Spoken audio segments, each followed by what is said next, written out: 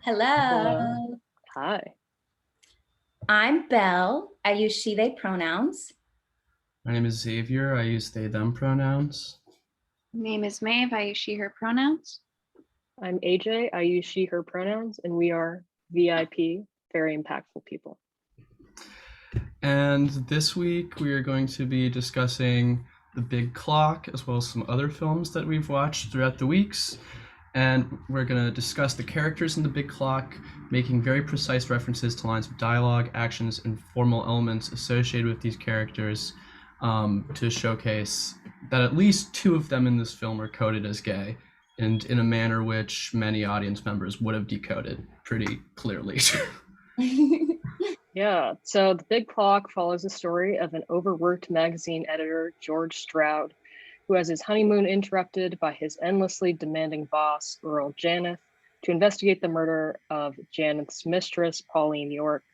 And Stroud races against the clock, quite literally, to locate the murderer as he finds himself a suspect of the crime he is investigating. Ooh. So for characters this week, we have Earl Janeth, played by Charles Laughton, George Stroud, played by Ray Milland, Georgette Stroud, played by Maureen Sullivan. I love that their child's name is George too. Yeah. Steve Hagen. What's going on there? Big fan of George over here. Steve Hagen, played by George McReady, Pauline York, played by Rita Johnson, Bill Womack, Janeth's bodyguard, played by Henry Morgan, and an investigator named Edwin Orlin, played by Louis Van Ruten.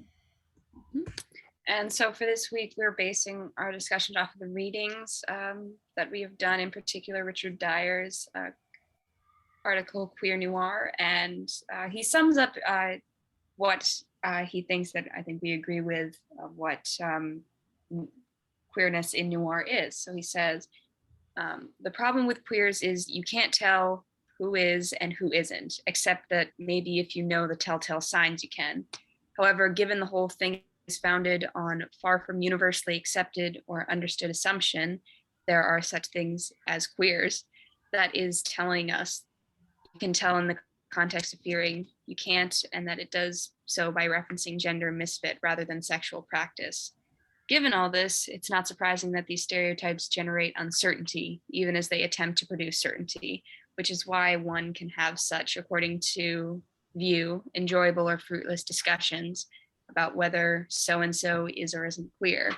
It may also be why they are so relatively widespread in noir, since they suit so well in its general sense of uncertainty. So he said in there that they're going to be enjoyable or fruitless discussions. Let us hope that this is the former. Yes. But basically in there, a lot of queer coding in noir, but the thing is sometimes it could just be stereotypes at the time that they thought were just negative stereotypes. They didn't know that they were queer. Nowadays they are.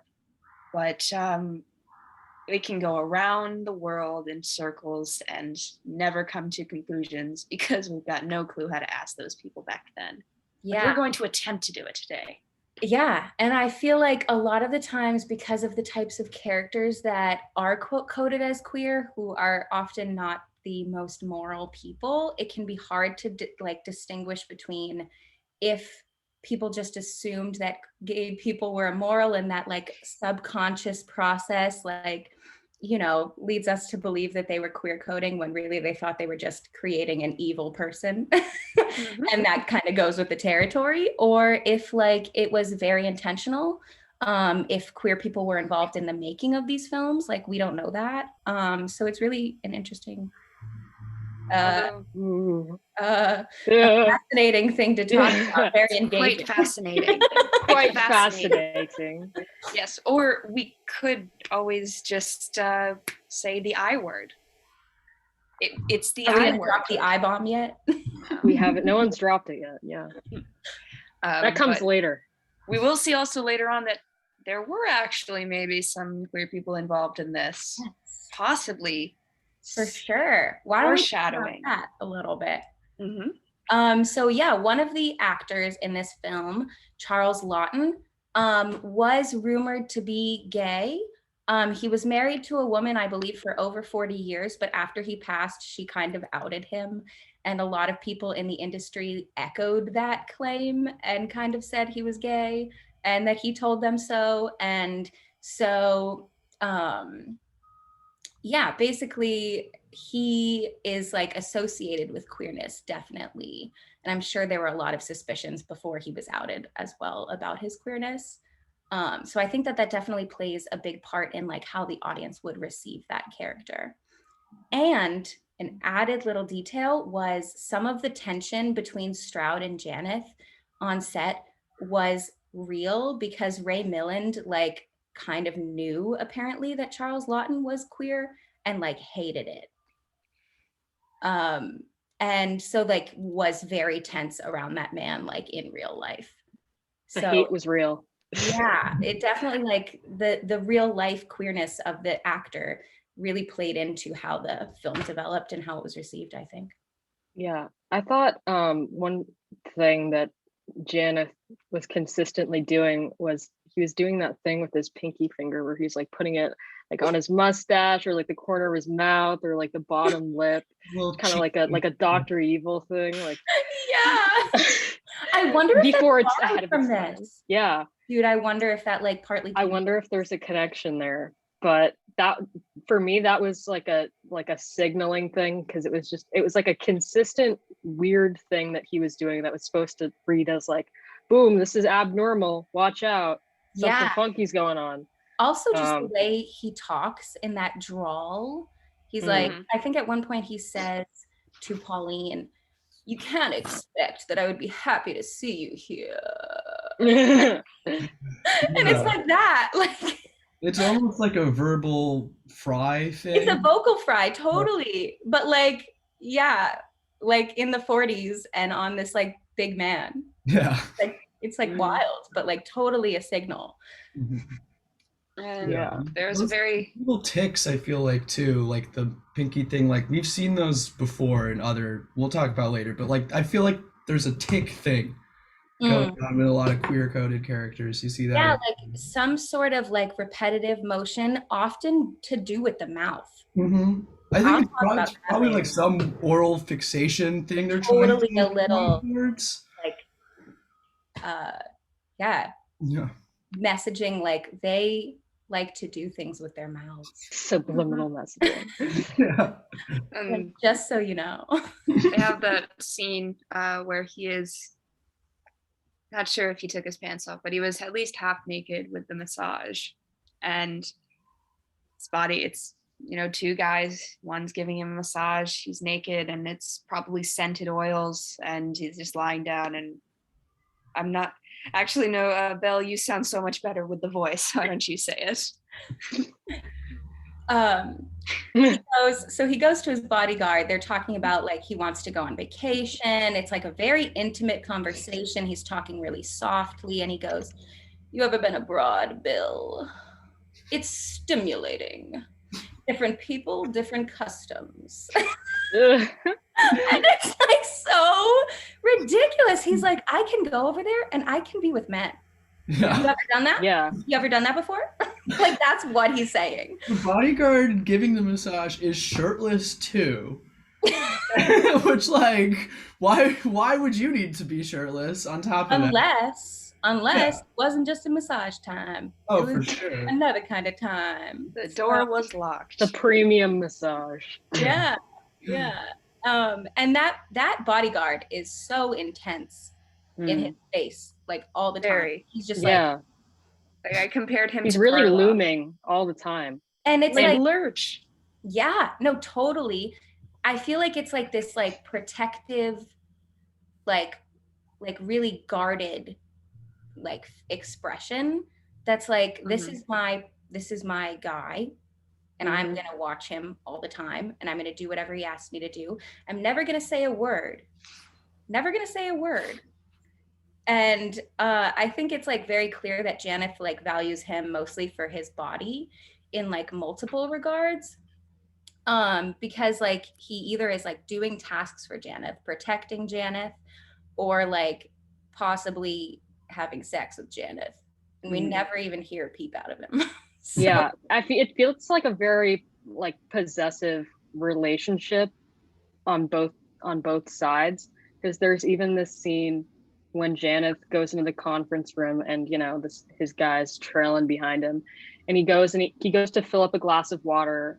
Janeth does, and then somebody else gets up to like fill it for him so he doesn't have to do that. And then he's taking a sip, and then he walks around the other side and he holds out his glass because he's like, I'm done with this. And like three people get up to like take his glass, and like right as the secretary is about to like take the glass, his guy comes in and takes it and he's like cuts in last minute. So it's like, nah, this man. is my job. This is my guy. You don't like interact with my guy. Yeah, like I'm the one who does all the things for him. Mm-hmm. I am the one who worships this man. Yeah. Yeah, it's real. You don't get the honor or the privilege of taking Janeth's glass. That his mouth was on. Yeah. Just saying. But he's also not the only one, if we all remember. Not at all. So yeah, I was kind of watching this, and one thing really stood out to me, which is at one point Stroud says he's doing assignments for like the first round of like investigating for the crime, and he looks at this little short man who's wearing like a bowler hat and a bow tie and very round glasses, who's standing there kind of like, and he like assigns him to go somewhere all by himself. He's sending everyone in teams, and then this guy is supposed to go investigate a location by himself. And so he's questioned. He's like, why are you sending this guy? And he says basically that he's smart and nobody would take him for an investigator. So immediately he's like very set apart from everyone else in the office. And he kind of has a stutter. He talks really timidly. And he just like is in stature, in appearance, in the way he talks, very different. And then we get to a scene where he's investigating at, I think like the bar or something. Yeah. Yeah. And he's telling someone what he's looking for, who he's looking for, why he is sitting here at an empty table with just like a soda for 3 hours. And he says he's looking for an old friend. He was in here last night with a stunning blonde. That is, if you think blondes are stunning. And yeah, so basically he's just like admitting that he's like not into this woman who everyone in the entire movie is like very attracted to her. All the men are like, can we look for the blonde too? Yeah. Like, I want to get my hands on that blonde. And he's like, if you think blondes are pretty, I guess. Yeah. I think another notable thing about that scene is that he's talking to the bartender and like some other patron that is sitting at the table next to him. Yeah. And they're like, oh yeah, we can describe him for you. And they just give like the most bullshit description of like, you got a glass eye, left glass eye. Yeah, left eye. They're just totally like jerking him around because they feel like they can take advantage of him, and they totally do. Yeah, they like absolutely see him as like very much weak and like someone to pull a little prank on. And it like almost gets him fired. No, it does get him fired. It does get him fired, but then he's like still there in the end. He doesn't like leave or anything. Yeah, because Janeth trapped and whatever. But he does get, Janeth is like, who is that idiot? Fire him. He hears the description because like obviously that's a fake description. But this guy, although this guy is supposed to be smart, Stroud said so, he doesn't kind of get it. Because he's like, I don't know, very trusting, I guess. Doesn't have his guard up like all of the other gullible. Yeah. And if you would like to know a fun fact about the actor who played Edward Orlin, Louise Van Rooten, he also appeared as the king in Cinderella. He looks very much like him. Short with actually, the king in Cinderella looks a lot like Janeth. But little bit of trivia. Cool. And that is just very much walking all over that we've seen, like the queer coding of the submissive, just walk all over me type of deal. Or on the other end of the scale, Janeth, who like hedonism, just total like gluttony, wealth, like Yeah. greed, like Like people do things for me. Yeah, Mhm. he wants everything all the time. He's living like a king, and that's Yeah. how. Oh, I just realized that's who he reminds me of, is in Futurama hedonism bot. Oh yeah, oh yeah. Yes. And I feel like that we've seen similar things before, where like there's this big guy who loves having everything and taking things from people, and he's like got this little queer boy toy, and yeah. Yeah. One more thing about Orlin. At one point he runs into Stroud, and he runs in and he just said, "I just saw." Oh, what's the code? What's the alias? Oh yeah, the fake name. I Jefferson. can't remember. Oh, Jefferson. Randolph, I think. Yeah. So he says he just saw him, and then he goes, "He was huge." And then like Stroud comes in, and he's like maybe 6 inches taller than him max, and the guy like faints right away. And then yeah, so he's like he thinks he's much smaller man, like he thinks he's like a tiny little guy. Tiny guy. Yeah. Nothing wrong This with big. that. 1 inch tall. Yeah, 1 inch tall, Mr. Orlin. So yeah, basically, yeah, and it's really interesting that they both are so clearly coded as queer. But just yeah, the two ends of the extreme. We've got like they're both like well-dressed men, and different from other men, but Yeah. different in completely different ways in the power dynamic, I think. Yeah. Mhm. It's probably one of the more obvious ones that we've seen. But looking back, now that we have read these articles, we do see that in a lot of other the films we've watched. Would probably actually this one I'm about to say, I think we all did bring up a little bit, which was in Double Indemnity, with the relationship between Walter Neff and Martin Keyes. Obviously, they have that famous exchange where he lights the match for him, lights the cigarette, and then says, "I love you too, Keyes." And so we have that a little bit, but mostly to do with Keyes. So in Richard Dyer's article, he does bring up Keyes and Neff. So says Tyler suggests that Neff is a sexual salesman, selling insurance policies by selling his sexual charm. Keyes, unmarried and Neff's mentor, sees through this, through Neff's excessive talk about his success with women. Neff, unable to deliver on the sexual promise to Phyllis after the murder, turns to confess to the one man who understood him all along. And that is pretty much what happened. Neff couldn't go through with the whole thing with Phyllis, and he has to turn back to his longtime friend, who maybe is more than that. Yeah, I think it was like his Neff's realization that maybe he wasn't really doing this all for Phyllis. Maybe he was doing it for the thrill of being chased by Keyes. Yeah. In a really weird roundabout way. Whereas he could have, he didn't want to like openly admit anything, or maybe he wasn't even consciously aware of anything, but this was like a way to get Keyes to like notice him. Yeah, and I mean, he remains very focused on Keyes throughout the whole film in the voiceover. Like he's like talking to him and talking about him and referencing him all the time, and like, what would he do, and what do I need to do to not get caught by him? Like it's always about him.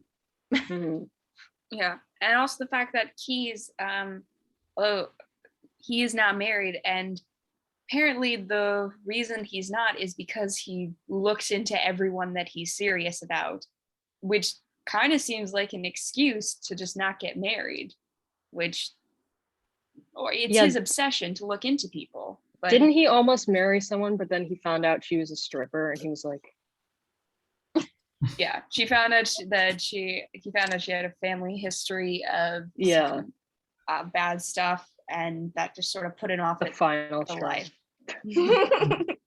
And has remained like this ever since. But I doubt that the people making the film saw this back then, but it's just sort of in there, and we can see it through the modern lens. Yeah. Like, he says "I love you" like I think about 4 times. Yeah. And It's their thing, you know. Mhm. It's like enough to be like the thing that he says, like. Yes, very much. Yeah. So we have a bunch more characters to talk about.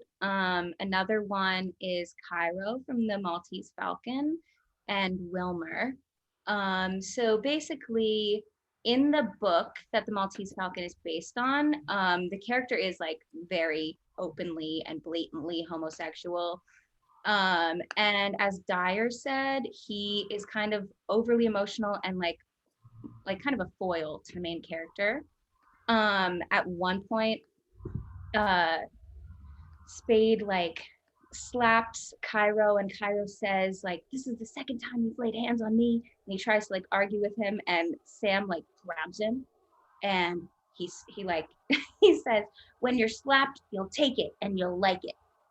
It's just ridiculous, and then he like keeps hitting him.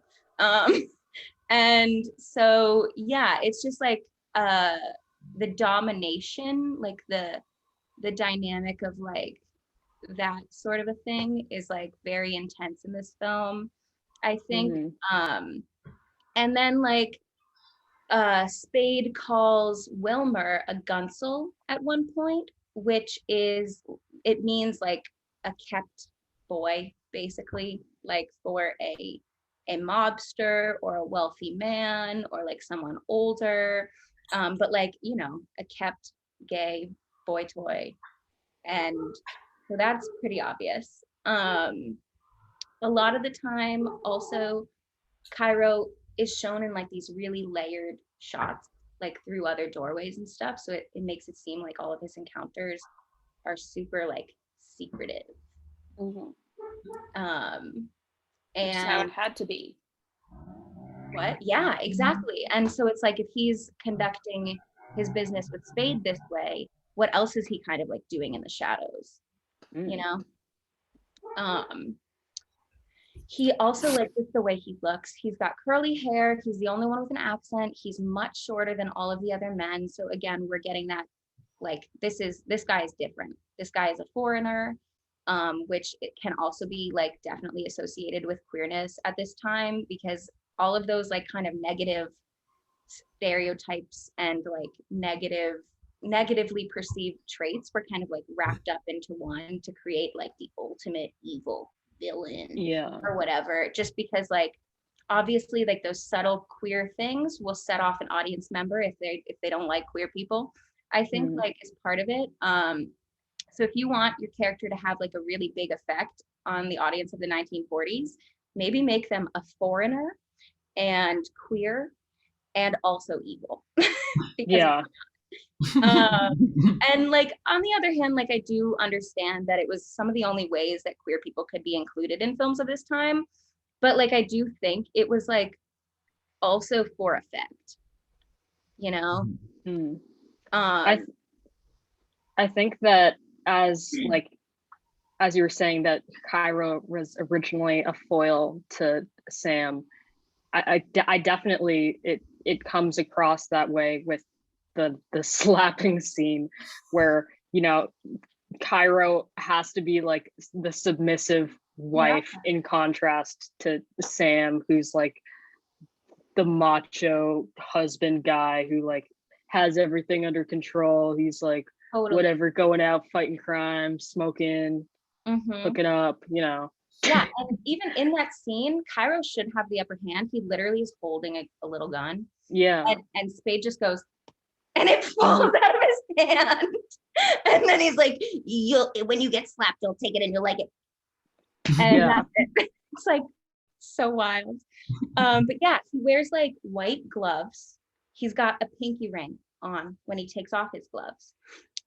So like, you know, pinkies, man. And then we'll get to the oral fixation stuff. So basically, when he meets Spade, he's like twisting his cane and like fiddling with it. And then he like lifts it up to his mouth. and like just rests it like right here, like a cane.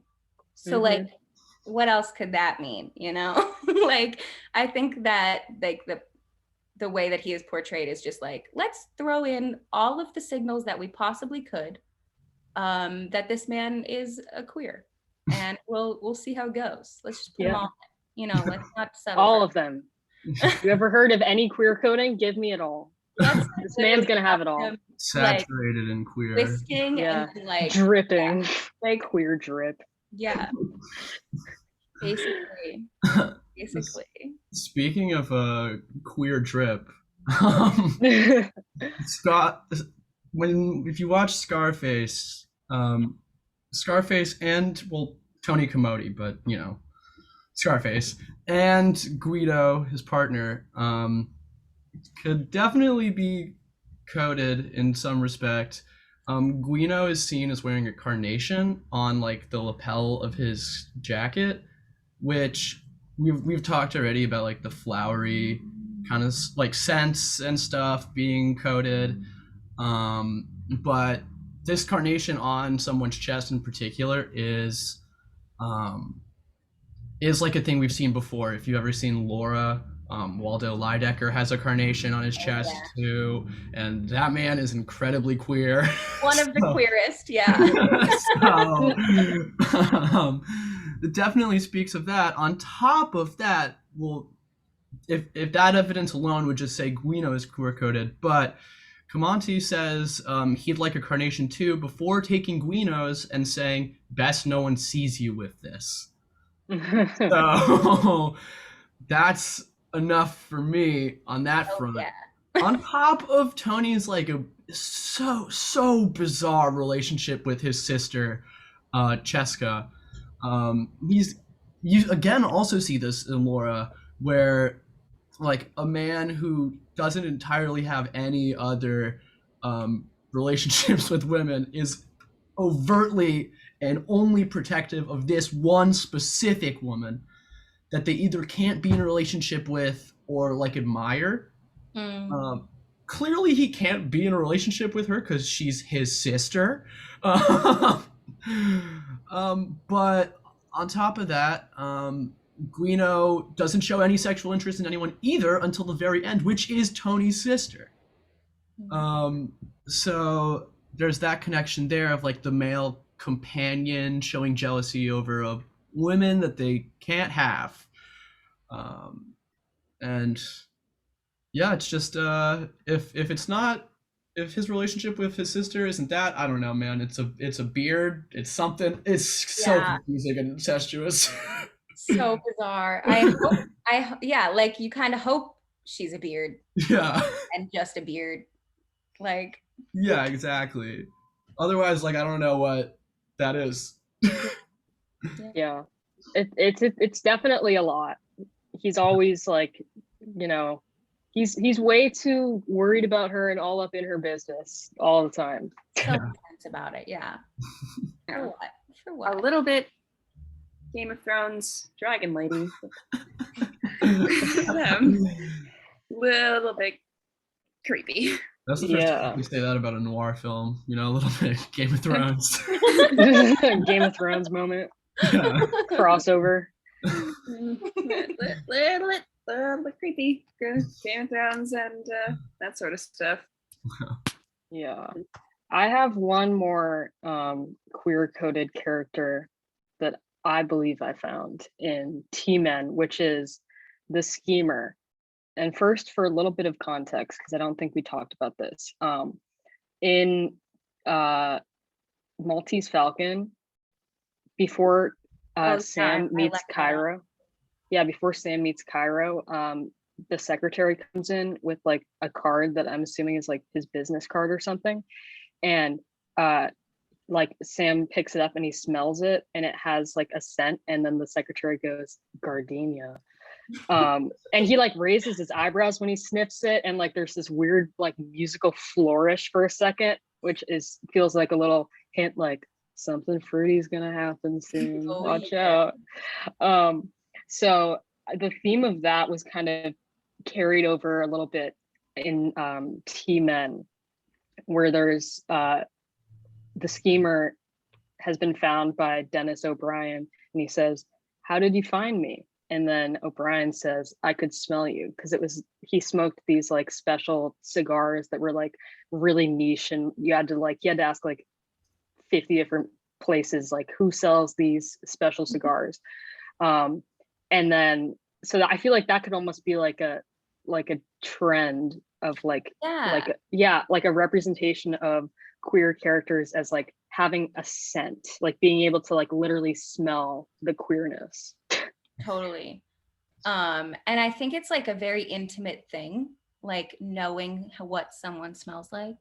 Mhm. It's just like this little like intimate moment that you definitely wouldn't get from two straight characters. Like no straight man is going up to another straight man and being like, "I know what you smell like." Enough to identify you and track you down. Like, wow. I smell the Axe body spray a mile away. And I'm like, yeah. Yeah.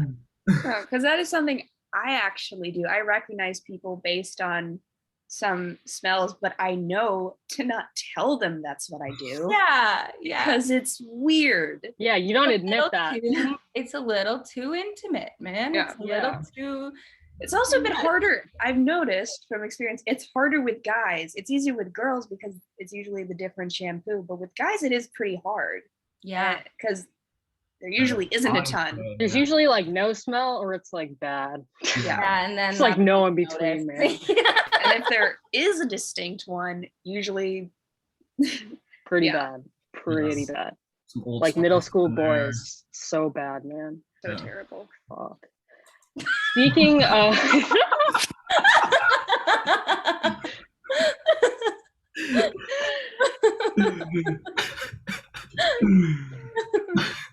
I had this really smooth segue into this next point, but someone had said something and I was going to use what they said, but I forgot. So this is less of a smooth segue. But segue. So another definitely not like gay activity here is when the schemer, he likes to frequent the steam baths. That's his thing. He's rocking with steam baths heavy. He goes there like daily. And so that guy Moxie, who's kind of like this really tough macho guy, when he pulls up at the steam baths to kill Moxie, and he doesn't wrong name, pulls up to kill the schemer, and the schemer's like, "Oh, I didn't know that you liked steam baths," and Moxie's like, "I don't." And then there's kind of this realization like, hold on a second, like maybe this is bad. And then because they're in a steam bath, so they're both like ass naked, just like wearing a towel, and there's this moment where they're like fighting near the door, trying to like get out, and the schemer wants to get out because he knows he's about to get like murdered in there, but like he can't get out. And then it's just like you got these two naked men fighting in a steamy room with like really low lighting. And then there's even this line earlier where Moxie says to the schemer, "Beat it, fat man." And then the schemer says, "You didn't used to talk to me that way," which feels very like husband and wife quarrel. Like, we used to be like really close and now we're not. Like, how can you do this to me? Like going off and doing other things and seeing other people. So I just thought that was like a really clear queer connection. Ooh, clear queer. Say that several times. Perhaps. Can't do it. Nope. But yeah, I think it's totally like a little, like, again, like a straight man wouldn't say to another straight man, like, "I wish you would treat me like you used to treat me," basically. Yeah. I feel like that's a very vulnerable thing to say. Yeah. It's a very old married couple type deal. Mm-hmm. And like we're not bringing them up here because it's not technically a noir, but that's what Holmes and Watson do. And they're very much queer coded, as we've seen in many modern adaptations and the old ones. But that's the type of thing that they would do. And they're an old married couple. Yeah. Yeah, Watson and Sherlock, they feel like a married couple in The Pearl of Death. I'm just like, yeah, they're just like They're married. They're just married. It's true. It is true. That's just what it is. Yeah, they're kissing each other tonight, that's for sure. Yeah, they kiss on the lip. Yeah. Just the bottom one. Lock and Lips. Yeah. Sherlock and Holmes. Oh, fuck, that's the same guy. You know what I mean.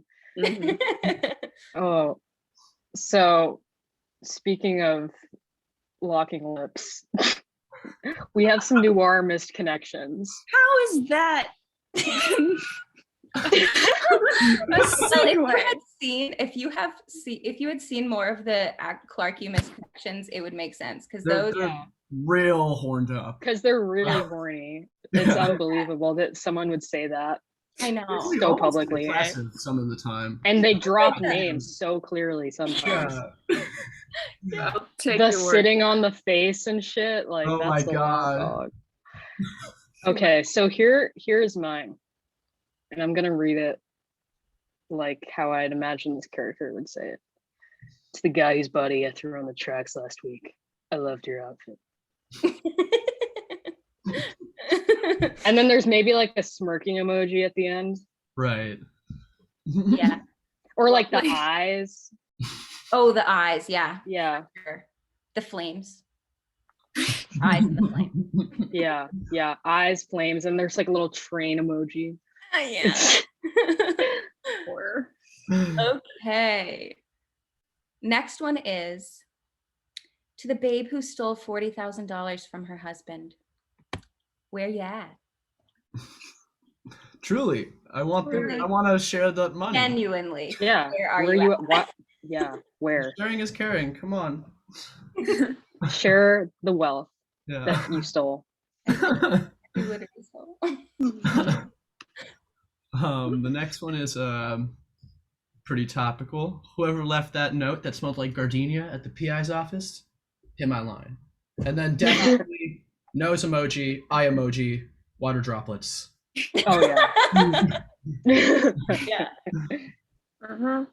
And for context, I had no clue what a misconnection was before learning.